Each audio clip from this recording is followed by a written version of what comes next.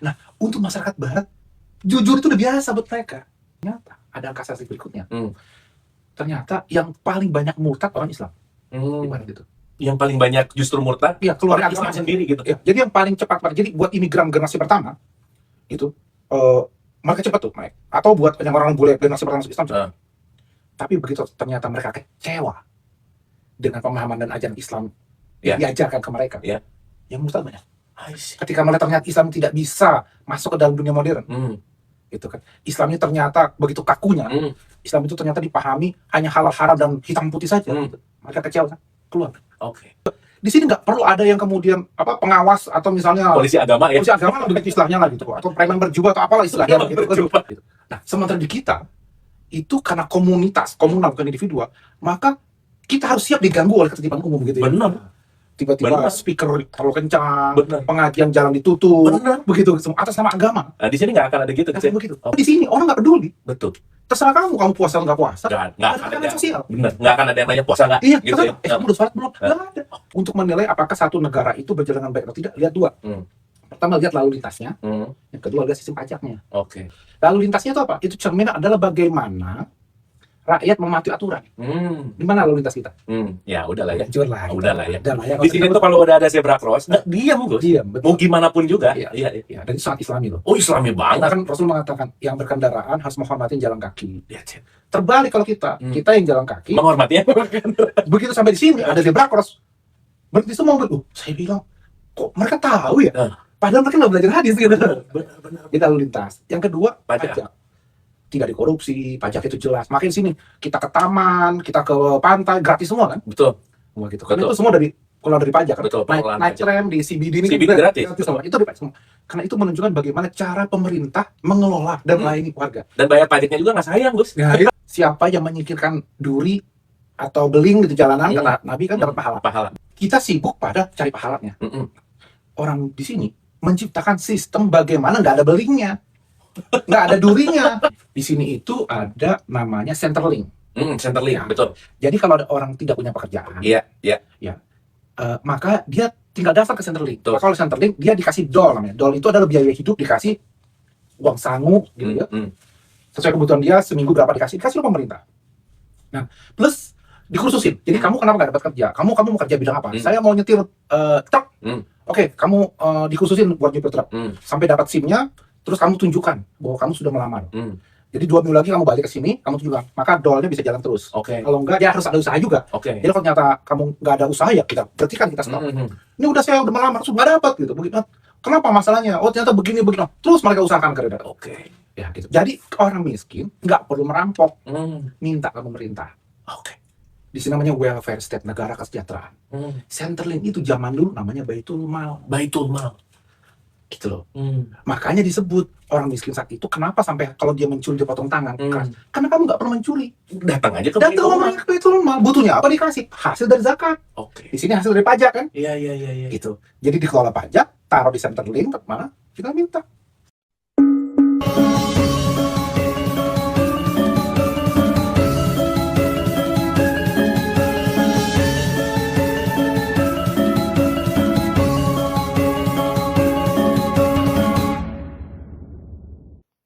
A'udzubillahi minasyaitonirrajim. Bismillahirrahmanirrahim. Robbi a'udzubika min hamazati sayatin wa a'udzubika robbi ayahdurun. Robbi shrahli sodri wa yassirli amri wahlul 'uqdatam min lisani yafqahu qawli. Assalamualaikum warahmatullahi wabarakatuh. Selamat datang di Dialog Positif very special edition di Melbourne, dan ini adalah podcast perdana 2026. Udah podcast perdana, tempatnya juga unik, dan bintang tamunya ini yang udah saya tunggu-tunggu sekitar 5 tahun ya. Jadi dari 5 tahun sebelum pandemi udah nyari Gus Nadir kemana-mana, diundang di Zoom, waktunya nggak pernah tepat. Perjalanan Juli kemarin juga waktunya hektik, dan alhamdulillah di 2026 di Januari di New Year bisa ngobrol langsung sama Gus Nadir. Gus, sehat, apa kabar? Alhamdulillah. Aduh, hatur nuhun Gus, terima kasih atas waktunya ini di kantornya yang asik banget. Dan pertama-tama langsung dikasih tahu hidden gem-nya di mana Gus Nadir sering tidur di bawah kolong situ. Nggak kelihatan. Nggak kelihatan sih, tapi itu tempat mengurung diri gitu ya. Oke, Gus Nadir, banyak hal sih sebenarnya yang pengen diobrolin gitu ya. Cuman ini kayaknya bicara tentang esensial, tentang saya mau bicara tentang passion, jelas. Yang kedua tentang holistik gitu ya, tentang konteks di mana antara science dan religion gitu misalnya, di mana Gus Nadir ini sangat menarik ya, seorang kiai yang tinggal lama di Australia, yang ngambil menjadi profesor hukum gitu ya, dan meskipun itu nanti hukumnya pernah saya baca itu tentang hukum Islam gitu ya, dan seterusnya. Tapi yang pertama adalah mungkin background gimana menjadi Nadir Syah Hossein saat ini yang sekarang jadi profesor tuh awalnya gimana sih Gus? Saya agak bingung ya cerita ya. Karena mendingan bicara gagasan daripada bicara diri gitu ya. Gitu. Tapi kan diri ini kan juga sesuatu buat bisa kita inspiring gitu loh, Bos. Iya, iya. Jadi saya kira ada lintasan kehidupan gitu ya.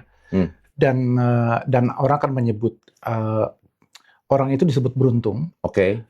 When qualification meets opportunities gitu ya. Oke. Jadi beruntung itu qualification meets opportunity. Iya. Yes, okay. Jadi ada orang yang punya kualifikasi, tapi nggak punya peluang. Oke. Atau sebaliknya, ada orang punya peluang, tapi begitu peluang dapat, dia nggak punya kualifikasi. Nah, ketemu deh itu. Gitu. Saya merasa hidup saya beruntung, bersyukur. Ketika kemudian saya sekolah terus gitu ya, sampai dapat 6 gelar akademik gitu kan. S1 double, S2 double, S3 double gitu ya. Wah gila sih, S1 double, S2 double, S3 double. Ya gitu. Terus plus postdoc lagi, ada S4 itu, ada postdocnya lagi. Wah. Gila. Nah itu kualifikasi. Tapi peluang. Ya, itu peluang itu kan ada yang bisa kita usahakan, ada yang memang itu given. Gitu ya. Nah jadi saya merasa bahwa kalau saya hebat apapun kualifikasi kita, tapi kemudian peluang itu nggak ada, ya kita nggak bisa. Nah, jadi begitu saya saya postdoc, saya mau ngajar, saya postdoc di University of Queensland. Saya ngelamar pekerjaan untuk menjadi dosen, selalu pertanyaan adalah apa pengalaman kamu mengajar di Australia? Lo baru mengajar ditanya pengalaman mengajarnya apa, kan begitu kan? Sementara pengalaman di ngajar tanah air nggak berlaku tuh, nggak dianggap. Gitu. Jadi CV di Indonesia nggak dianggap? Iya, makanya saya suka bicara sama teman-teman saya, para guru besar di Indonesia. Saya bilang nggak usah terlalu bangga deh, nggak usah belagu deh gitu. Karena begitu dia melamar ke sini, ya itu nggak kepake semua. Yang dilihat adalah pengalaman mengajar di sininya gimana, kan harus pakai bahasa Inggris, sistem pendidikannya di sini, sistem mengajar di sini kan begitu kan? Gitu. Jadi berarti kan saya harus punya pengalaman mengajar. Wah, postdoc itu kan riset. Tidak ada jam mengajar saya. Terus saya tanya kepada fakultas, saya pengen mengajar, punya pengalaman mengajar. Oh, penuh semua mata kuliah. Nah, di situ bagaimana kita meng-create peluang. Saya bilang, kalau saya buat mata kuliah baru gimana? Gitu. Mata kuliah udah full nih. Nah, kelebihan di sana adalah di kampus di sini mereka memberikan kesempatan untuk membuat mata kuliah baru, mata kuliah pilihan. Yang berdasarkan riset. Saya bilang saya punya riset nih tentang comparative anti-terrorism law and policy, gitu ya. Perbandingan antara hukum undang-undang teroris dan kebijakannya. Terus gimana kalau ini saya bikin menjadi mata kuliah baru? Oh iya, coba aja dibuat proposalnya. Tertarik. Wah, malah ini sih ketinggian, nggak bisa S1, S2 kan. Langsung ngajar S2. Gitu. Wah, keren banget. Jadi itu kita bilang, begitu kita mentok gitu ya. Kita nggak merasa bilang, ya udah kalau gitu saya udah usaha ya Allah, saya udah ikhtiar nggak bisa. Enggak gitu. Kita harus meng-create gitu ya. Apa peluang-peluangnya gitu. Berarti saya punya pengalaman mengajar tuh. Nah, itu yang dipakai menjadi jembatan untuk mengatakan kepada kampus-kampus yang saya berkompetisi untuk menjadi dosen adalah bukan hanya punya kualifikasi, tapi saya juga punya pengalaman mengajar. Nah, sampai akhirnya menunggu peluang itu dapat buat jadi dosen tetap, jadi apa gitu kan. Nah, jadi kalau ditanya gimana, yang lebih pintar dari saya banyak loh, Kang Abu ya. Yang lebih brilian dari saya banyak gitu ya.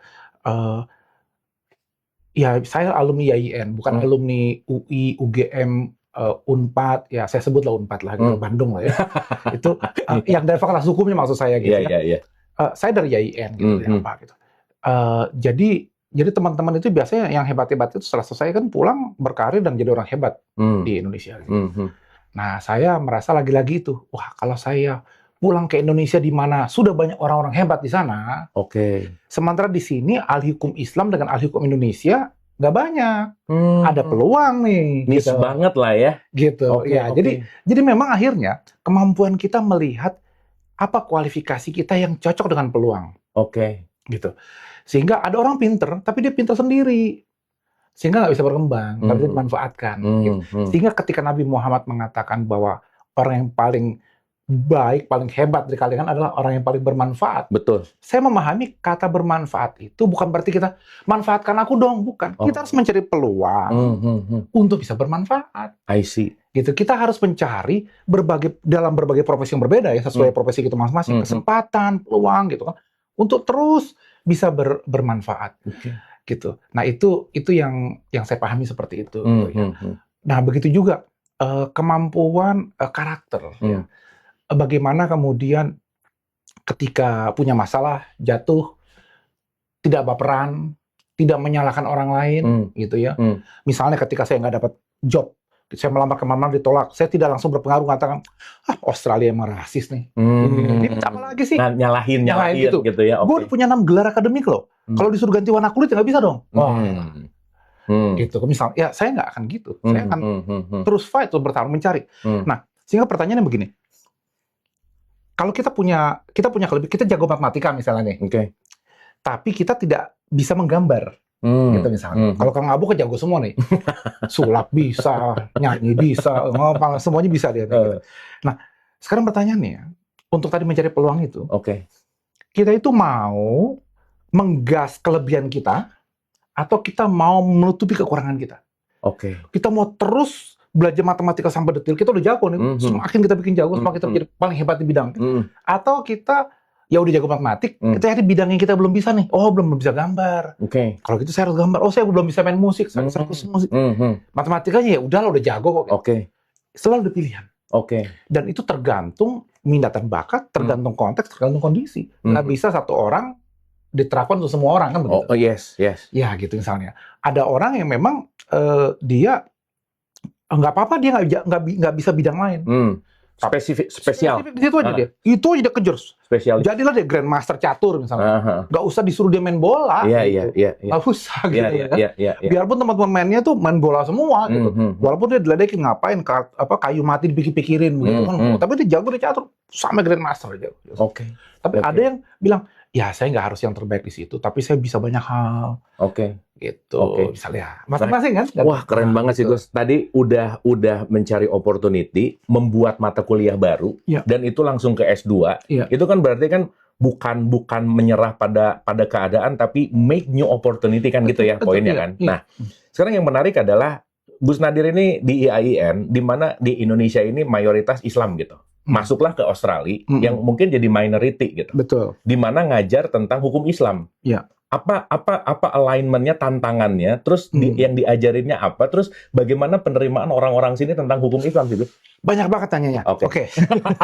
Nah, aku penasaran, concerning gitu. Maksudnya dari yang majority ke minority, stand up tentang minority kan juga pemahaman di sini kan pasti beda-beda. Gitu. Nah, ketika saya mau masuk ke sini, saya harus bisa mengajar hukum Australia. Jadi belajar dulu hukum Australia? Iya. Nah, jadi meskipun S1 saya bukan di sini, jadi saya nggak pernah dapat mata kuliah hukum konstitusi Australia. Tapi kemudian saya diminta mengajar hukum konstitusi Australia. Saya harus kerja keras.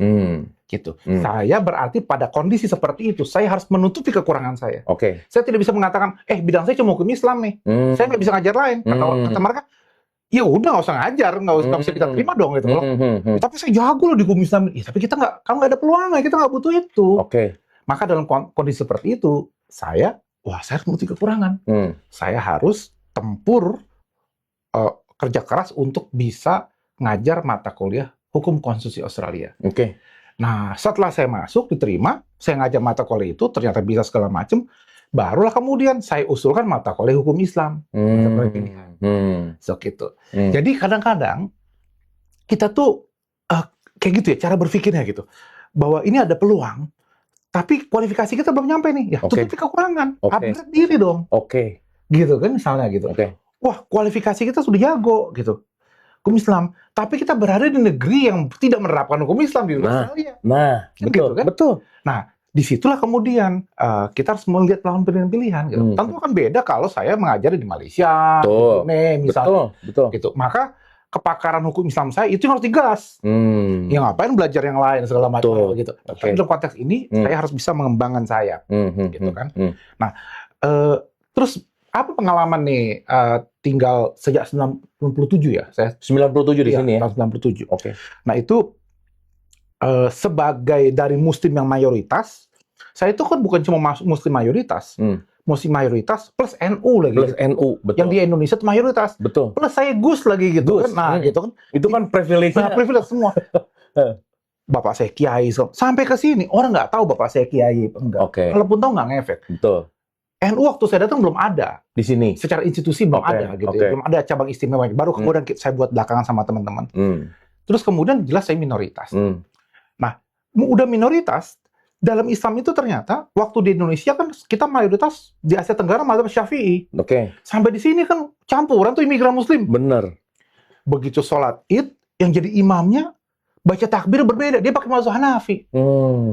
Kalau kita 75 gitu kan, 7 kali takbir rakaat pertama, yang 5 yang kedua ya. Dia 33 gitu. Beda lagi. Hanafi.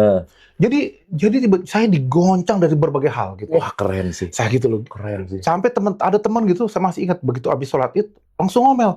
Imamnya keliru salah nih katanya. Kok cuma 33 dia salah, itu 75 gitu. Misalnya gitu kan. Enggak, saya bilang itu mazhab Hanafi gitu, saya bilang gitu. Misalnya gitu. Atau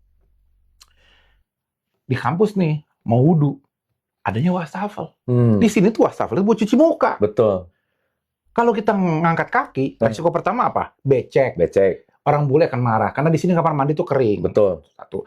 Yang kedua dia akan jijik. Orang itu buat muka, tiba-tiba kan buat kaki, gitu kan? Gitu. Yang ketiga risiko kita kejengkang, gitu kan?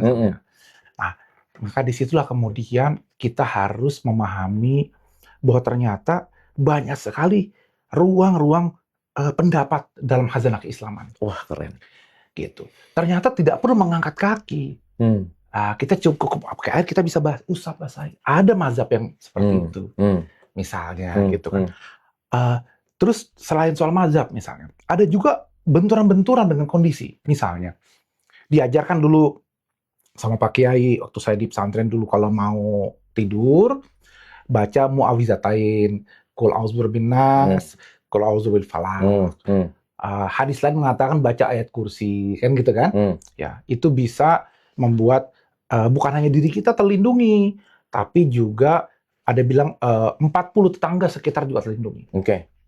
Nah, di sini ternyata orang tidur nyenyak itu karena semuanya diasuransikan. Mobil asuransi, rumah asuransi, diri juga asuransi, bini diasuransi, anak diasuransi, semua diasuransi. Sehingga kalau terjadi apa-apa, ada backup, ada plan B. Bagus tuh. Begitu kan? Iya, semua. Keren. Gitu. Sehingga jaminan di masa dulu, gitu yang baca doa itu, sekarang sudah diadministrasikan dalam wujud konkret. Namanya asuransi. Ini terlepas asuransi itu riba atau belakangan lah ya. Kita bahas. Terlepas dari itulah. Ya, nanti panjang gitu. Ya. Nah, sekarang kemudian pertanyaannya, masihkah kita perlu membaca doa? Nice. Atau cukup dengan baca asuransi selesai tidur nyenyak? Nah, gitu kan? Nah, terus sama juga ada gini. Kalau kamu bertakwa, kamu akan dapat rizkun min haitsu la yahtasib kata Quran. Betul. Kamu akan dapat dari manapun. Yang tidak kamu usahakan tapi dapat. Betul. Uang kaget lah kira-kira. Uang kaget. Di Australia nggak ada uang kaget. Semua sistem penggajian sudah teratur. Masuk rekening kita semua, penggajian segala macam, pengeluaran segala macam juga. Jadi tidak ada uang kaget, juga tidak ada pengeluaran yang mendadak itu nggak ada. Semua sudah teratur. Gitu. Jadi semua sudah bisa diukur. Kalau gaji sekian, bisa beli BMW apa enggak. Orang kita bisa mengukur lah. Bisa punya rumah berapa tingkat, udah bisa diukur semua. Karena sudah saking sophisticated ya, sistem penggajian. Nah, pertanyaannya, di mana tuh ayat tadi? Kalau kita bertakwa, dapat rezeki yang tidak diusahakan. Sementara nggak ada uang kaget. Jadi hal-hal yang dulu kita diajarkan dan kita terima for granted, tiba-tiba di sini mikir, gitu. Atau ini belum kasih jawaban, kasih contoh-contohnya dulu. Ini justru yang menarik. Contoh misalnya, siapa yang menyingkirkan duri atau beling gitu jalanan, kata Nabi kan dapat pahala. Pahala, betul. Nah, kita sibuk pada cari pahalanya. Orang di sini menciptakan sistem bagaimana nggak ada belingnya, nggak ada durinya. Maka cleaning service, sistem kelolaan sampah segala macam clear semua, dan itu dikelola oleh pemerintah. Pertanyaannya, siapa yang dapat pahala? Bener. Kalau kita kan pikirnya gitu kan. Sementara buat orang sini nggak masalah pahala nggak pahala. Bener. Tapi bagaimana orang nyaman di jalan. Jadi memahami hadis itu buat orang sini adalah bukan sekadar dapat pahala menyingkirin, tapi bagaimana kalau lu tidak perlu ada disingkirkan, semua nyaman jalannya. Keren. Cara berpikirnya sudah berbeda. Keren banget. Gitu. Atau contoh lain. Dulu itu saya belajar fikih muamalah. Kalau kita transaksi, misalnya beli iPhone nih, gitu kan? Maka di sini kemudian kita bisa tukar kembali iPhone ini. Betul. Begitu kita masih ada resipnya, tukar kembali. Atau saya beli mobil, karena jumlahnya angkanya agak besar, maka dibilang kita kasih waktu kamu 3 hari untuk cooling down period. Berpikir lagi, do you really need it this car? Itu tuh ada gitu. Ada. Kamu berpikir, beli rumah juga gitu. Kita kasih waktu kamu berapa waktu perlu sesuai kesepakatan kontrak, cooling down period, mikir. Because this is the big spending gitu ya. Nah, mikir, betulkah kamu butuh rumah ini? Semahal itu? Betulkah kamu butuh mobil ini? Semacam. Mikir. Setelah cooling down period, kontrak jalan. Itu ternyata di fikih muamalah udah diajarin semua. Bedanya di Indonesia nggak berlaku. Berlakunya di sini. Tanpa mengerti itu fikih muamalah. Jadi waktu saya cerita ke bapak saya, almarhum abah saya waktu masih ada, saya cerita bahwa barang yang saya beli di Australia itu, saya tinggal kembalikan resip. Tinggal ditanya, ini barangnya kenapa kamu kembalikan, rusak kah? Kalau nanya itu bukan berat buat berdebat. Oh, kalau rusak kita buang, kita nggak taruh lagi kita display, kita taruh di gudang. Oh enggak kok, saya cuma nggak suka colornya aja. Oh yaudah, berarti bagus sih, udah taruh ini, ganti. Uangnya dikembalikan, atau kamu mau ambil yang warna itu. Udah. Nah, atau tadi itu ya cooling down period, kata abah saya, loh itu hak khiyar. Iya, di fikih muamalah kita belajar dari kecil di pesantren, di kiaian hak khiyar. Prakteknya nggak ada di Indonesia, tulis barang yang sudah dibeli nggak bisa dibalikin. Iya benar. Di situ akhirnya saya memahami yang disebut dengan ekonomi syariah itu bukan semata-mata riba, nggak riba. Tapi jaminan terhadap konsumen. Produk. Layanan purna jualnya gimana nih? Misalnya gitu. Sama hak konsumen tadi itu loh. Gitu. Bisa jadi waktu dia beli itu dia dalam kondisi beli rumah, beli mobil yang sebetulnya dia nggak butuh-butuh amat.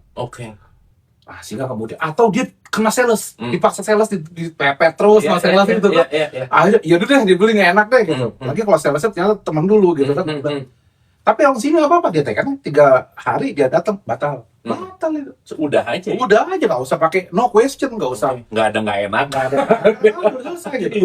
Ya ada cooling down period itu. Nah itu jadi ada haknya tuh macam-macam. Ada haknya besar, ada haknya majelis. Itu lengkap di fikih dibahas. Wah keren sih. Ternyata di sini dipakai. Contoh lagi, di sini itu ada namanya Centerlink. Centerlink, betul. Jadi kalau ada orang tidak punya pekerjaan, maka dia tinggal daftar ke Centerlink. Maka kalau Centerlink dia dikasih dol namanya. Dol itu adalah biaya hidup, dikasih uang sangu gitu ya. Sesuai kebutuhan dia, seminggu berapa dikasih oleh pemerintah. Nah, plus dikursusin. Jadi kamu kenapa nggak dapat kerja? Kamu mau kerja bidang apa? Saya mau nyetir truk. Oke, kamu dikursusin buat nyetir truk. Sampai dapat SIM-nya, terus kamu tunjukkan bahwa kamu sudah melamar. Jadi 2 minggu lagi kamu balik ke sini, kamu tunjukkan, maka dolnya bisa jalan terus. Kalau enggak, dia harus ada usaha juga. Jadi kalau ternyata kamu nggak ada usaha ya berarti kan kita stop. Ini saya udah melamar, terus nggak dapat gitu. Begitu. Kenapa masalahnya? Oh ternyata begini. Terus mereka usahakan agar dapat. Ya gitu. Jadi orang miskin nggak perlu merampok, minta ke pemerintah. Di sini namanya welfare state, negara kesejahteraan. Centerlink itu zaman dulu namanya Baitul Mal. Gitu loh. Makanya disebut orang miskin saat itu kenapa sampai kalau dia mencuri dia potong tangan? Karena kamu nggak pernah mencuri. Datang aja ke Datang Baitul Mal. namanya ke Baitul Mal. Butuhnya apa dikasih? Hasil dari zakat. Oke. Di sini hasil dari pajak kan? Iya. Gitu. Jadi dikelola pajak, taruh di Centerlink, mana kita minta. Gitu. Wah, keren ya. Nah, jadi kelebihan di sini adalah mereka mampu mengadministrasikan value yang kita belajar sejak dulu tanpa mereka mengenalnya. Sebetulnya Betul. kita mengenal value-nya, Tapi nggak diaplikasiin. ya jadi bahasanya bukan aplikasi. Kita tidak bisa mengadministrasikannya secara sosial. Oke. Itu apa? Buat sistemnya, orangnya diedukasi, perangkat lunak, semuanya diadministrasikan. Oke. Gitu. Nah, balik ke pertanyaan tadi. Kalau gitu, saya asuransikan semua. Plus baca doa. Jadi saya tidak melihat ada benturan sebetulnya. Betul. Secara spiritual, saya tetap butuh doa. Kenapa? Jaminan asuransi tadi itu kebakaran segala macam itu jaminan duniawi. Yes. Tapi jaminan spiritual, saya tetap baca ayat kursi kalau mau tidur. Iya. Asuransi tetap. Iya. Kalau gitu rezeki dari mana? Kalau semua sistem penggajian sudah bagus, dari mana tuh ayat Quran rizqun min haitsu la yahtasib? Apakah ayat Quran hanya berlaku di kalangan umat Islam, di kalangan Barat nggak berlaku? Berlaku. Kenapa? Karena tafsir rezeki itu nggak cuma uang. I see.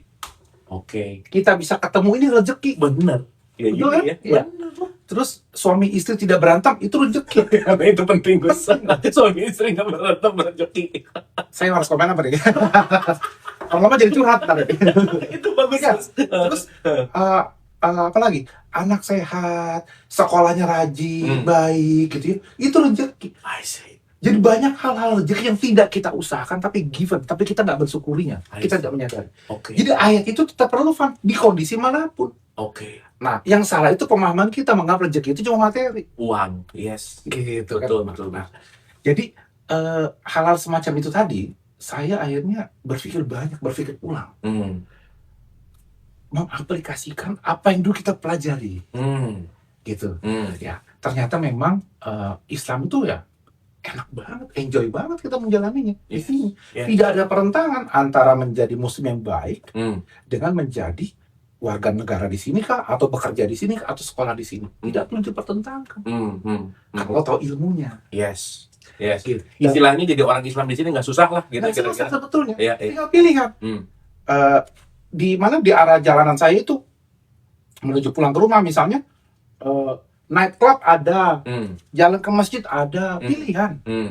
Ya, jalan menuju surganya ada, jalan menuju. Di sini nggak perlu ada yang kemudian pengawas atau misalnya Polisi agama ya. polisi agama lah begitu istilahnya lah gitu, atau preman berjubah atau apalah istilahnya begitu, apalah gitu ya.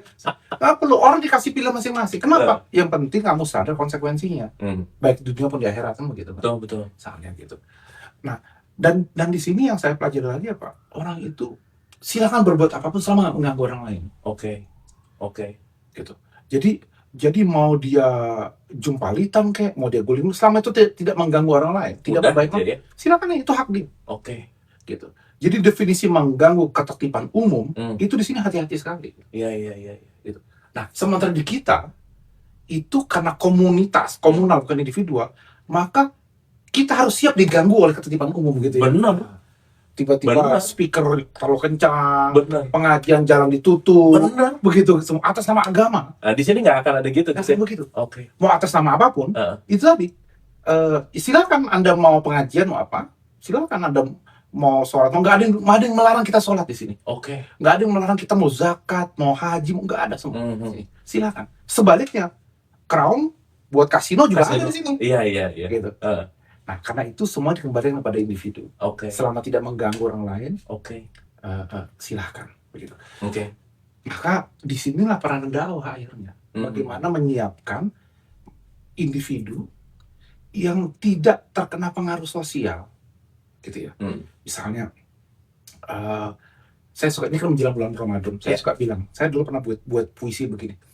Saya bilang, Tuhanku, para pakar itu mengatakan puasaku ini tidak berdimensi sosial. Para kiai mengatakan puasaku ini hanya puasa awam. Oke. Hanya menahan lapar dan dahaga. Sementara aku berpuasa ini karena Engkau suruh. Tidakkah itu cukup untukmu Tuhan? Jadi maksudnya, ketika saya hidup di sini, saya bukan saya nggak enak nggak puasa, teman-teman puasa semua. Bukan itu ya. Bukan itu. Karena di sini orang nggak peduli. Betul.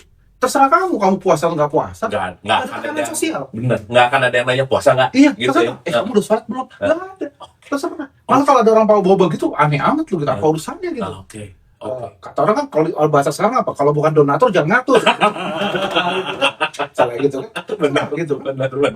Tapi kesadaran sendiri I see. bahwa saya puasa ini karena Tuhan perintahkan. Oke.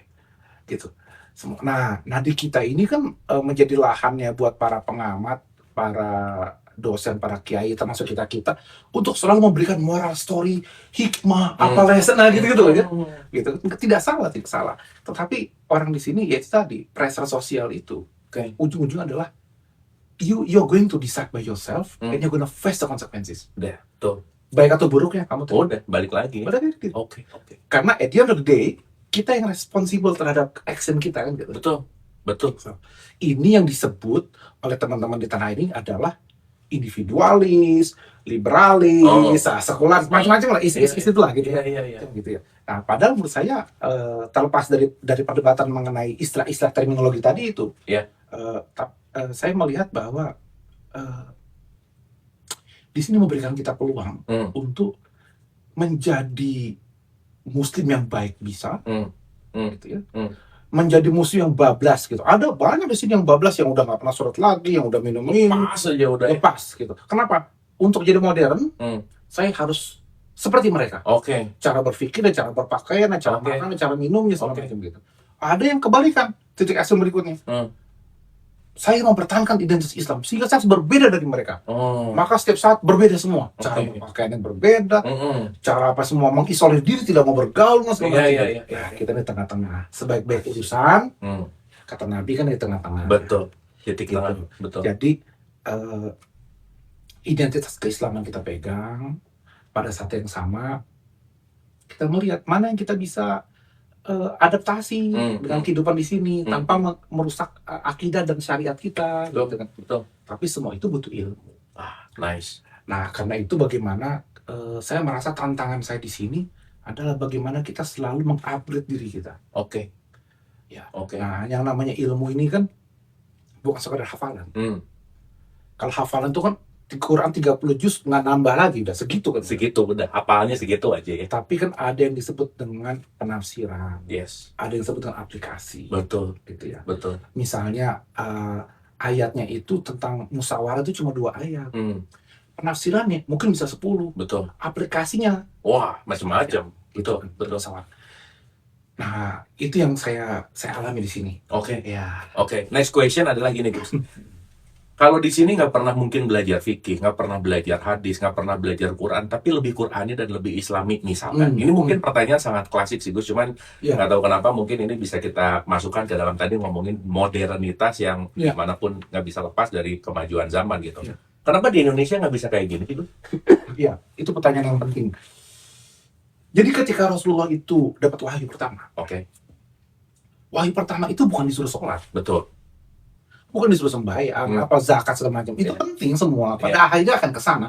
Pertama suruh baca. Itu kan. Kan cuma 2 akhirnya. Kita disuruh baca, berarti Rasulullah hendak membangun masyarakat yang cerdas. Tuh, gitu kan. Yes. Yang kedua, masyarakat yang etis, masyarakat yang berakhlak karimah, akhlakul karimah. Oke. Karena Rasulullah diutus untuk menyempurnakan akhlak ini. Kan. Jadi 2 aja nih. 2 ini kita pegang ini, bagaimana kita membuat masyarakat. Jadi kalau jadi pengen misalnya menjadi gubernur, bupati, segala macam begitu, itu bagaimana masyarakat yang dipimpin kita itu masyarakat yang cerdas dan etis. Itu yang kita lihat di sini. Tidak sempurna. Kenapa? Itu tadi. Karena ada yang ketiga, yaitu harus yang rahmatan lil alamin. I see. Nah, mereka belum masuk ke sana. Gitu ya, mereka. Makanya terjadi penindasan, terjadi kemudian eksploitasi, atau kayak kemarin itu misalnya ada satu negara yang mencaplok presiden negara lain misalnya begitu ya. Iya benar. Ya itu kan tidak rahmatan lil alamin kan. Betul. Tapi 2 ini, etis dengan cerdas, ini mereka bangun.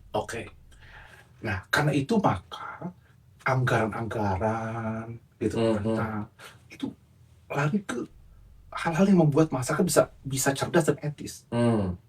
Maka perangkat hukum pun harus dibentuk dalam kerangka itu. Oke. Bisnis, segala macam semua, tatanan sosial, administrasi yang tadi kita bicarakan, Frameworknya ke situ tetap. semua ke sana. Oke. Makanya saya pernah bilang di Instagram bahwa gaji rektor di sini, ini kan kita kan berada di Melbourne Law School. Lihat Melbourne Law School tuh. Ini di University of Melbourne. Jadi saya bilang gaji rektor Universitas Melbourne ini melebihi gaji Perdana Menteri. Hampir 3 kali lipat. Gaji di sini Gaji. rektornya. Gitu. Itu menunjukkan pejabat penting, polisi penting, tapi otak menghargai rektor yang membuat masyarakat menjadi cerdas itu jauh lebih penting. I see. Sehingga nggak ada tuh rektor pengen jadi menteri, itu nggak ada. Oh. Udah gaji ya, udah gaji ya gitu loh. Pengen jadi menteri. Kalau kita kan banyak tuh. No mention lah ya. Iya, iya, iya. Banyak lah. Paham, gitu. Paham. Yang pindah jalur gitu. Pindah jalur, iya Iya. benar. Nah jadi kenapa? Karena itu tadi masyarakat etis dengan masyarakat yang cerdas itu perlu. Oke. Jadi selama kemudian gaji dosen, gaji rektor kita itu, gaji guru-guru honorer, kepala sekolah itu tidak kita perhatikan, nonsens lah kita mau bangun menjadi masyarakat yang cerdas. Oke. Ya. Dan ternyata begitu saya mau belajar sejarah khilafah dulu, ketika Islam maju di Baghdad, di Cordoba, itu kayak gitu. Memang aplikasi untuk keuangan universitas segala macam itu jor-joran. Oke. Pendidikan jor-joran. Oke. Kita sudah ada di UUD 45 kita dana pendidikan 20% ya. Tapi sayangnya penafsiran 20% itu kan dibagi macam-macam. Iya. Itu di masa. Tapi padahal maksudnya sudah kesana. Masyarakat etis juga seperti itu. Dulu pernah ada presiden kita yang sebelumnya itu mau revolusi mental. Iya. Itu masyarakat yang etis sebetulnya. Arahnya ke Dia ke sana. sana. Senang sekali gitu loh. Tapi ternyata lebihnya akhirnya ke infrastruktur gitu. Akhirnya Tapi after itu yang sakit mental banyak. Iya. Gitu. Tuh, apalagi kondisi sekarang kan. Kondisi sekarang. Di sini saja saya di kampus gitu. Di sini selalu ada konseling gitu. Jadi ada orang-orang yang stres, apa itu ada sarananya untuk menyelesaikan itu. selesaikan semua. Karena memang kesehatan mental itu penting dan itu tidak ada kaitan dengan keimanan. Oke. Gitu ya. Dan sekarang kan makin banyak orang yang secara fisik oke gitu. Mentalnya nggak Mental. oke. Nah, Rasulullah dari dulu sudah memperhatikan itu tuh. Iya. Gitu. Iya. Jadi sekarang problem yang ada di kita sekarang itu, ya itu tadi masyarakat yang cerdas dengan yang etis. Baru kemudian kita bisa bertanya, kenapa sistem hukumnya di sini tertib, gitu kan? Kenapa kemudian nah itu juga sekarang ada 2 hal lagi. Untuk menilai apakah satu negara itu berjalan dengan baik atau tidak, lihat 2. Pertama lihat lalu lintasnya, yang kedua lihat sistem pajaknya. Oke. Lalu lintasnya itu apa? Itu cerminan adalah bagaimana rakyat mematuhi aturan. Gimana lalu lintas kita? Ya udahlah ya. Hancur lah. Udahlah ya. Kalau Di sini tuh kalau udah ada zebra cross, nggak diam Gus. diam, betul. Mau gimana pun juga. Iya. Iya. Dan itu sangat Islami loh. Oh Islami Karena banget. kan Rasul mengatakan yang berkendaraan harus menghormati jalan kaki. That's it. Terbalik kalau kita yang jalan kaki, Menghormati ya. begitu sampai di sini ada zebra cross, berhenti semua mobil. Saya bilang, kok mereka tahu ya? Padahal mereka nggak belajar hadis gitu. Benar. Itu lalu lintas. Yang kedua, Pajak.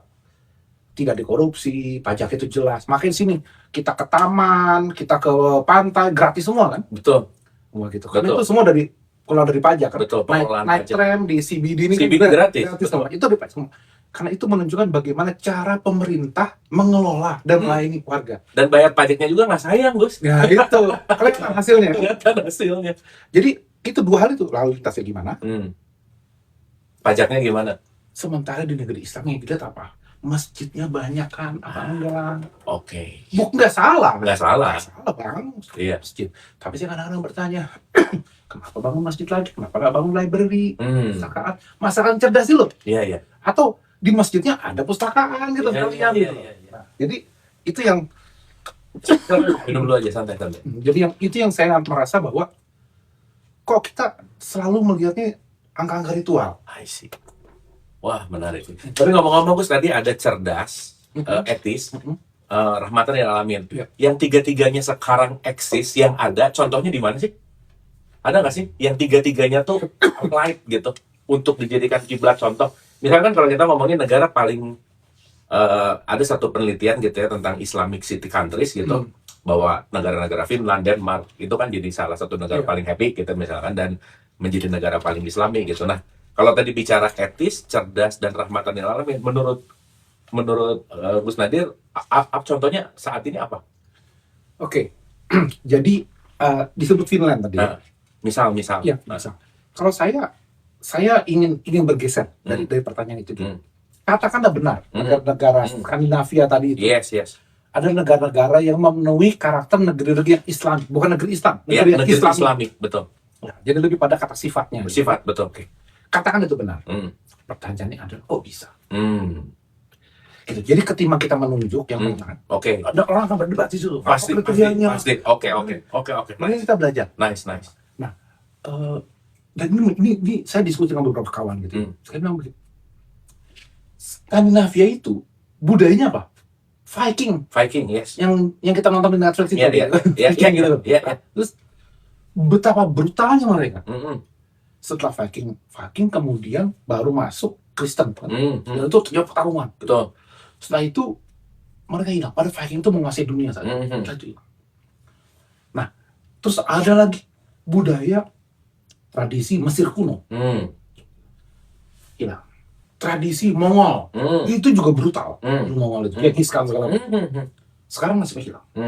Pertanyaan saya adalah, kenapa negeri-negeri yang justru punya tradisi brutal seperti Viking atau Skandinavia sekarang menjelma menjadi negeri yang korupsinya rendah, Betul. Kriminalitasnya hampir nggak ada. Betul. pendidikannya bagus, maju, tidak terlibat konflik mana-mana gitu kan, tidak seperti di belahan dunia lain. Iya. Dan cuacanya ekstrim. Benar. Kok bisa? Benar. Nah, itu pertanyaannya. Bagaimana mengubah sebuah karakter tradisi yang brutal itu tadi menjadi Viking itu? Oke. Dan mereka tidak meninggalkan tradisi Viking loh. Iya. Kenapa? Karena masih kita lihat di film. Masih di apa ya? Itu bagian identitas mereka gitu. Oke. Gitu. Sementara kita yang membangga-banggakan tradisi Majapahit, Sriwijaya gitu. Apa nih yang kita wariskan? Oke. Jadi saya merasa bahwa kita harus belajar ke root of the problem gitu ya. Apa sih akar masalah kita? Oke. Gitu ya. Sementara kalau kita bilang gini, Indonesia ini diapit 2 benua, 2 samudra, alam raya kita begitu indah. Skandinavia gimana coba? Iya. Langsung aja. Benar. Mereka secara manusiawi nggak layak dapat kriteria itu. Benar. Majapahit Sriwijaya tidak sebrutal mereka dulu. Kita punya, gitu kan. Nah, jadi menggali akar kita ini yang saya kira menjadi tantangan kita. Gitu. Kenapa? Karena saya tidak melihat bahwa kalau kita mengikuti Ibnu Khaldun ya, saya tidak melihat bahwa akan ada negara yang bisa maju kalau dia meninggalkan akarnya. Asobiah kalau bahasa ini. Nah, tetapi kita ini akarnya ini aja mau dicabut kan begitu. Begitu. Kita tidak mengenal budaya kita. Contohnya aja soal bangunan saja. Oke. Ini gedung Melbourne Law School bangunan baru. Oke. Tetapi banyak sekali di Universitas Melbourne ini, kalau kita keliling jalan di kampus utamanya, gedung-gedung tua yang dipelihara. Betul. Seperti kalau kita ke Eropa juga, banyak sekali gedung tua. Kemarin tempat wisuda tuh gedung tua banget tuh. Royal itu kan tua banget dan tetap bagus gitu. Yes. Dijaga di apa gitu. Nah, itu kan salah satu. Mereka berbangga dengan seperti itu. Kalau kita kan modernisasi itu akhirnya menghapus semua. Begitu. Kita mau semuanya mau dibikin modern, mungkin apa gitu. Nah, ini yang saya kira cara pandangnya. Oke. Sama ini satu lagi. Kita tuh kalau bicara sejarah bangsa kita selalu perang. Memang karena sejarah kita sangat luar biasa, penuh dengan pertempuran, perang yang di Diponegoro, Patimura, Imam Bonjol. Tapi masalahnya ketika dan itu perlu diceritakan, heroik itu perlu diceritakan pada awal-awal kemerdekaan. Untuk merawat spirit kemerdekaan. Tapi begitu sampai sekarang itu masih terus diceritakan. Apa yang maksud dalam bahasa anak bangsa? Bahwa kalau mau mendapatkan sesuatu itu harus ribut, perang, konflik, gaduh. Betul. Gitu kan? Tidak diceritakan dalam sejarah oleh para guru-guru kita. Gitu. bahwa sebelum perang itu Pangeran Diponegoro itu membangun apa sih? Imam Bonjol itu apa yang dilakukan untuk umat saat itu? Patimura itu apa yang dia sudah bangun untuk bangsa itu, untuk masyarakat dia saat itu, sampai dia dihormati, cuknya di apa segala macam. Gitu. Emang mereka bangun itu langsung perang kan enggak dong? Mereka bisa menjadi tokoh, bisa menggerakkan. Nah, spirit semacam itu. Itu nggak diceritakan. Iya. Betul. Gitu. Akan itu diceritakan gitu ya. Yang diceritain perangnya, tapi behindnya ini nih, rootsnya itu nggak diceritain. Yes. Masuk alam bawah sadar kita, ini kita selalu perang, ribut, selalu mau fight. Oke. Nice, Gus. Gitu lah. Keren, Gus. Nah, mungkin masuk ke Gus Nadir sebagai cendekiawan Islam yang ada di Australia. Let's say, Gus, ada orang baru yang pengen mengenal Islam, asli native sini, terus nanya, Gus, I want to be a good Muslim. Hal apa yang akan pertama kali Gus Nadir ajarin sama dia? Jadi alhamdulillah sudah ada beberapa bule yang saya bimbing syahadat Islam. Termasuk di ruangan ini. Termasuk ruangan ini. Nice. Ruangan ini. Ruangan ini 2 kali. Nah, selalu kemudian ada pertanyaan seperti itu gitu. Apa yang dilakukan? Jadi Rasulullah SAW waktu ada seorang baru masuk Islam gitu. Rasulullah apa yang harus saya lakukan? Jujur terus. Oke. Kuncinya jujur dulu. Jujur dulu, bukan kemudian ibadah gitu. Jadi waktu ada satu orang dulu waktu di satu kota, saya jadi imam masjid di sana. Itu satu orang bule masuk Islam. Begitu dia masuk Islam, maka langsung dengan semangat yang luar biasa, kawan-kawan dari Pakistan, yang dari Malaysia, dari Indonesia, ngajarin dia sholat dengan mazhab yang berbeda dari tadi tuh. Yang satu ini Benar yang pusing ya. Dia bingung gitu kan. Iya, kebayang. Bayang gitu kan dia. Terus jadi dia bilang sama saya itu gimana sholatnya, kata dia bilang gitu. Yang ini begini, yang bilang sana bid'ah. Iya, yang sini salah, yang tapi di sini terjadi begitu. Kan saya bilang enggak. Saya bilang, saya hanya minta satu, kamu jujur aja. Oke, nice. Itu dulu, hidup dengan kejujuran. Oke. Setelah itu pelan-pelan kita belajar. Nah, untuk masyarakat Barat, jujur itu udah biasa buat mereka. Transparasi jujur itu udah biasa. Jadi mereka sebetulnya nggak makanya kan disebut angka orang Barat yang masuk itu kan naik gitu kan. Itu tadi karena begitu mereka masuk ajaran-ajaran Islam itu yang berdasarkan kejujuran, mereka nggak ada masalah. Udah habitual sehari-hari gitu ya. Puasa orang nggak tahu nih puasa atau enggak, jujur. Oke. Sholat atau enggak ada begitu datang itu ditanya, kamu udah sholat belum, lagi mau pengajian atau mau ke kantor enggak. Jadi sebetulnya orang sini gampang sekali Islam karena kita berdasarkan kejujuran tadi. Masalahnya angka statistik tadi hanya berhenti di situ. Ternyata ada angka statistik berikutnya. Ternyata yang paling banyak murtad orang Islam. Ibarat gitu. Yang paling banyak justru murtad. Ya keluar dari Islam agama sendiri gitu. Ya, jadi yang paling cepat. Jadi buat imigran generasi pertama itu mereka cepat tuh naik. Atau buat yang orang bule generasi pertama masuk Islam cepat. Tapi begitu ternyata mereka kecewa dengan pemahaman dan ajaran Islam yang diajarkan ke mereka, yang murtad banyak. Ketika melihat ternyata Islam tidak bisa masuk ke dalam dunia modern, gitu kan? Islam ini ternyata begitu kakunya. Islam itu ternyata dipahami hanya halal haram dan hitam putih saja. Gitu. Mereka kecewa kan? Keluar. Nah, sedikit tantangan buat kita nih.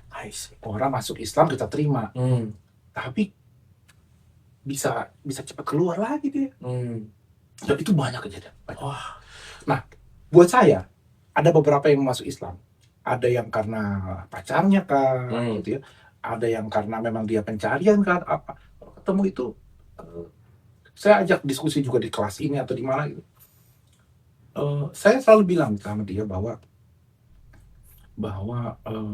masuk Islam itu tidak seperti ganti iPhone baru. Ada yang baru, kamu ketemu hal yang menarik nih. Ada aplikasi baru di sini, ada lompatan teknologi nih. Dia juga kayak gitu, lompat carian, masuk ganti. Nanti ada yang lain kamu ganti lagi. Kayak pindah Telstra ke Vodafone. Iya, gitu. Nah, saya bilang nggak bisa kayak gitu. Ada orang Itali, tradisi saya Katolik, saya tidak bisa meninggalkan tradisi saya. Kalau saya masuk Islam, apa saya pakai harus ganti? Pertanyaannya itu ya. Makanan saya bagaimana?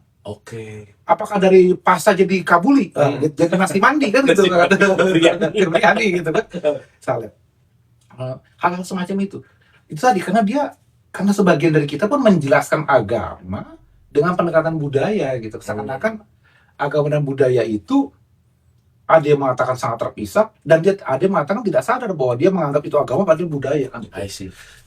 Nah, jadi itu juga tantangan buat kita itu. Gitu. Sehingga saya suka nanya kamu. Coba ceritakan dulu ke kamu, apa sih kira-kira keberatan kamu? Di sini gitu ya. Kalau masuk Islam itu apa? Apa hambatan utamanya apa? Kita diskusikan gitu. Termasuk meluruskan bagaimana dimahami sebuah budaya. Sampai saya bilang gini, kamu tetap bisa menjadi seorang yang Itali dan menjadi muslim yang baik. I see.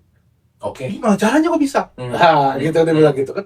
Saya bilang, ya itu, kamu tidak perlu harus mengubah tradisi-tradisi kamu selama ini. Berarti openingnya tuh merangkul dulu gitu ya Gus ya? Merangkul. I see. Tapi semua butuh ilmu kan begitu. Benar. Nah, kalau kita hanya strict pada pemahaman kita dan setiap yang berbeda kita hajar habis, kita pukul bukan kita rangkul. Iya. Ya itu tadi, mereka udah masuk jadi murtad.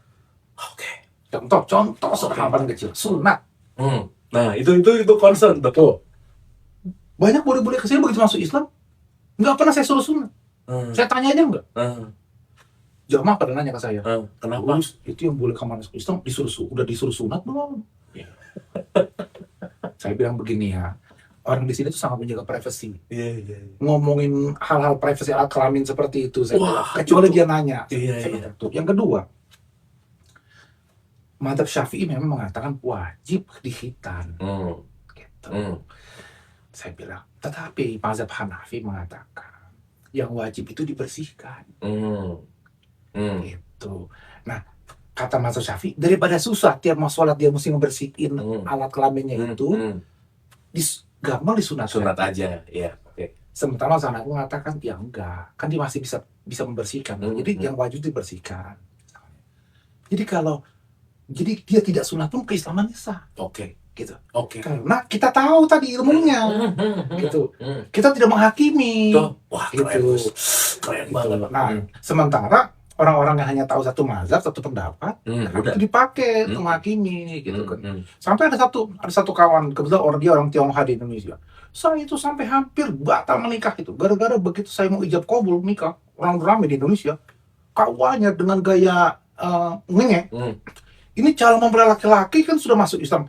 Sudah sunat belum? Dan saya diketawakan semua begitu. Gawat. Saya hampir berdiri mau batal nikah sampai kemudian pasangan saya itu sabar mas bilang gitu, macam gitu.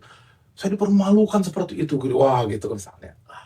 Nah, jadi itu tadi karena kita tidak tahu ilmunya gitu. Tapi kalau dianya mau, ya bagus, misalkan. Tapi kalau itu kita persoalkan gitu. Jadi berarti gini. Orang Tionghoa ditanya, "Kamu kenapa nggak mau masuk Islam?" Dibilangin, "Saya kalau masuk Islam, begitu saya masuk Islam, kepala bawah dipotong. Saya kemudian murtad keluar, kepala atas dipotong." Itu dalam tuh. Jadi katanya semua dipotong saya. Masuk kepala bawah, keluar kepala atas. Wah, itu dalam tuh. Ini bagus jadi judul ya. Kepala atas dan kepala bawah. Oke, Gus. Mungkin ini last two question, Gus. Wah, thank you, Gus. Banyak banget insight. In case nih, Gus ya. Ini in case nih. Besok Gus Nadir dilantik jadi Presiden Republik Indonesia. Masya Allah. In case. Ini kalau kata Asmuni, satu hil yang mustahil. Kan in case. Ya, oke. Hal pertama apa yang akan dilakukan oleh Gus Nadir untuk make everything better? Ya, saya yang pertama kali saya akan menaikkan gaji guru. Wah, nice. Dan gaji aparat hukum, yang polisi, jaksa. Oke. Dua itu. Itu yang pertama. Ya. Gaji guru, aparat, naikin. Oke. Itu dua itu. Apa behind reasonnya apa? Iya. Jadi saya merasa bahwa kalau guru tadi jelas, ini sebuah kebijakan untuk policy kita bahwa kita ingin membuat masyarakat yang cerdas. Gitu. Oke. Nah, sementara tadi itu untuk masyarakat etis, yaitu aparat hukumnya harus tegakkan dulu. Karena orang baru bisa kemudian melakukan hal yang etis kalau ada jaminan hukum. Gitu kan? Nah, itu yang dua hal itu yang kita coba lakukan. Dan itu kan pernah dicoba oleh Gus Dur dengan menaikkan gaji saat itu. Gitu. Dan walaupun kata orang nggak bisa, tapi itu memang ternyata bisa. Gitu, saat itu. Gitu. Jadi yang saya lakukan sih ya dua itu ya. Gitu. Tapi ya nggak usah pilih saya nggak kesana. ini kan contoh. tapi jawabannya mind blowing sih. Iya. Ini di luar. Ya harus dong kalau ketemu sama Pak Karmen Glowing. Oke, ini last question Gus. Islam, modernitas, dan sains nih. Di mana Islam berdiri dalam konteks modern, media sosial, teknologi. Wah, ini sekarang lagi konteksnya adalah dinamika yang sangat eksponensial gitu. Gimana nih menyikapi dengan Ini pertanyaan itu panjang banget ini. Saya memahami Islam dalam konteks tadi itu, modernitas dan sains tadi itu lebih dalam bentuk value. Oke. Ya. Oke. Gitu. Jadi ada orang yang mengatakan kan begini, kita ingin melakukan islamisasi ilmu. Saya merasa bahwa ilmu itu Islami.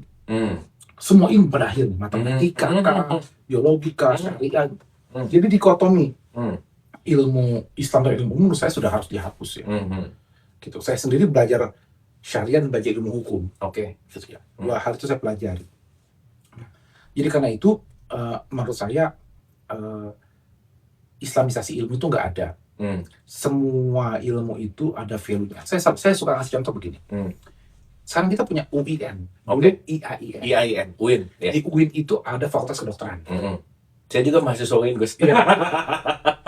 filsafat. Nah, ada Universitas Muhammadiyah, Oke. juga punya fakultas kedokteran. Yes. Ada juga Universitas NU, punya fakultas kedokteran. Pertanyaannya sekarang, kalau kita punya 3 anak, 4 anak. Yang satu kuliah kedokteran di UI, satu di UIN, kedokteran juga, satu di Universitas Muhammadiyah, satu di NU. Apa bedanya nih? Ilmu diajar kedokteran sama kan? Iya, iya. Apa kalau kemudian di UI itu kalau cara menyuntiknya begini, begitu yang orang NU, orang UIN mengatakan kalau mau nyuntik baca Bismillah dulu. Yang orang NU mengatakan nggak apa-apa Pak, kalau disuntik ini nggak sembuh nanti kita tahlilan. sementara yang Muhammadiyah nanti apalagi begitu ya semua. Jadi apa itu gitu? Iya. Ilmunya kan sama, walaupun diajarkan di fakultas tempat yang berbeda-beda. Benar-benar kan beda. kita. Jadi yang membedakan adalah nilai etisnya. Oke. Bagaimana misalnya kita sebagai dokter yang berasal dari fakultas kedokteran manapun nih tadi, kalau kita orang Muslim, kita memahami bahwa yang menyembuhkan itu Allah. Yes. Gitu. Yes. Misalnya ada cerita Nabi Musa itu, ini di tafsir Ar-Razi. Nabi Musa itu waktu dia sakit perut, gitu kan, dia berdoa, ya Allah sakit perut saya ya Allah, gitu. Terus kata Allah, kamu naik ke satu bukit, cari pohon ini, kamu ambil daunnya, kamu makan, sembuh. 3 hari kemudian sakit perut lagi dia. Kan dia udah tahu pohon itu, dia naik dong, nggak sembuh, ngadu lah, curhat sama Allah, ya Allah kok ini nggak sembuh. Kata Allah apa? Waktu yang pertama kamu minta izin dulu sama saya. Kamu pikir yang menyembuhkan itu daun? Iya. Saya yang nyembuhin. Iya. Ini kan value, Yes. gitu kan? Yes. Masalah obatnya segala macam itu kedokteran. Betul. Tapi menanamkan bahwa silakan mau kena obat apapun, tapi harus ingat yang menyembuhkan itu Allah. Itu akan berpengaruh terhadap kondisi tubuh kita ketika menerima benda asing itu, apakah namanya obat, suntikan kah, transfusi kah, atau segala macam. Gitu. Oke. Nah, jadi saya melihat pada value. Yang terjadi sekarang, kalau kita islamisasi ilmu itu, yang terjadi adalah penelitiannya dari barat, beredar, kita tinggal cari potongan ayat dan hadis yang kita tempelin. Ternyata Islam duluan loh. Iya. Gitu kan? Iya. Misalnya. Oh, itu common banget. Common banget itu. Iya. Yang meneliti orang barat. Iya. Nah, itu jadi masalah. Kenapa? Berbahayanya adalah sifat penelitian itu akan terus berkembang, Kang Abu. Penelitian sekarang 50 tahun lagi akan dibantah. Pasti. Akan ada penemuan baru. Betul. Pertanyaannya, kalau kita sudah terlanjur nempelin ayat dan hadisnya, expired dong. Repot kita. Betul. Gitu. Betul. Jadi karena itu harus hati-hati. Yes. Pernikahan gitu. Oke. Nah, karena itu saya merasa bahwa dulu umat Islam itu bisa melahirkan para saintis yang luar biasa, yang diakui sampai sekarang, di kalangan barat sekalipun gitu ya. Itu apakah karena mereka nempelin ayat dan hadis? Enggak, karena mereka kerja keras. Tadi berdarah pada lingkungan masyarakat yang cerdas, dan mereka kerja keras gitu ya, untuk kemudian melahirkan alat-alat, kemudian menulis buku-buku maupun berbagai eksperimen sebagai saintis. Gitu. Dan hasilnya dimanfaatkan bukan hanya untuk orang Islam, tapi untuk Betul. para Nah, itu rahmatan lil alamin. itu rahmat Benar. gitu. Nah, itu yang kita harapkan gitu. Dan mereka ternyata polyglot. Mereka satu orang bisa menguasai berbagai bidang. Betul. Jadi kalau saya tadi itu saya punya 2 gelar PhD dalam 2 bidang berbeda. Zaman dulu biasa itu. Ibnu Rus itu ahli fikih, ahli filsafat, ahli kedokteran. Satu orang menguasai berbagai bidang Betul. berbeda. Betul. Ibnu Sina juga seperti itu misalnya. Betul. Berbeda. Nah, kok sekarang kita nggak bisa seperti itu? Gitu. Ya lebih mudah beli ijazah sih gitu ya. Oke, Gus. Iya. Thank you, Gus. Aduh, ngobrol nggak lama, jadi ngerasa rada pinter dikit, Gus. Iya, alhamdulillah. Jadi Saya juga harus berusaha agak pinter karena kan ini ketemu tukang sulap. Tiba-tiba saya disulap jadi Brad Pitt kan saya nggak enak. tapi berarti udah tua, Gus. Sudah tua ya. mending yang muda. Yang mudahan ya. Gus, matur suwun sangat, terima kasih banyak. Harapannya lebih banyak Gus Nadir lahir yang lebih banyak berikutnya, Iya. gitu ya, yang bisa sangat global. Tadi berbicara tentang etis, cerdas, rahmatan lil alamin, value, itu hal-hal yang jarang dibicarain sih sebetulnya, dan semoga siapapun yang menyaksikan ini mendapatkan manfaat dan insight-insight untuk merangsang pemikiran-pemikiran berikutnya untuk membuat apapun itu lebih baik lagi. Gus Nadir sehat selalu Terima kasih. dan senantiasa tidak lelah untuk berbagi, tidak lelah untuk membagikan pemikiran-pemikiran yang brilian. Anyway, ada buku barunya Gus Nadir. Oh iya. Ini ada Ketika Quran Jatuh di Hati Hamba Yang Merasa Biasa. Ini juga katanya lagi mau dikirim ke saya.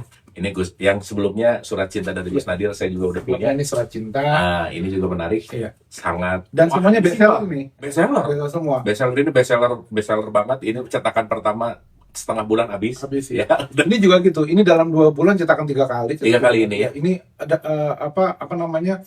Ini tafsir juz amma. Tafsir juz amma. Ya, Oke. tafsir narasi kisah-kisah juz amma. Jadi bagaimana Quran itu dalam surat-surat pendek yang kita hafal biasa juz amma itu bisa relate dengan kehidupan sehari-hari. Nice. Cuman penulisnya memang sadis ya. Lihat, Iya. panjang dari sini ke sini ya. Ya. Prof. Dr. H. Nadir Safasen LLM LMA Hons PhD. Wah. Nah, itu masih ada yang belum dimasukkan. Waduh. Ya, itu konsekuensi jadi orang keren gitu ya. Iya. Atur nuhun Gus, Sama-sama, terima kasih. sama-sama. Semoga bermanfaat. Sampai ketemu di podcast berikutnya. Wabillahi taufiq wal hidayah. Assalamualaikum warahmatullahi wabarakatuh. Atur nuhun, terima kasih.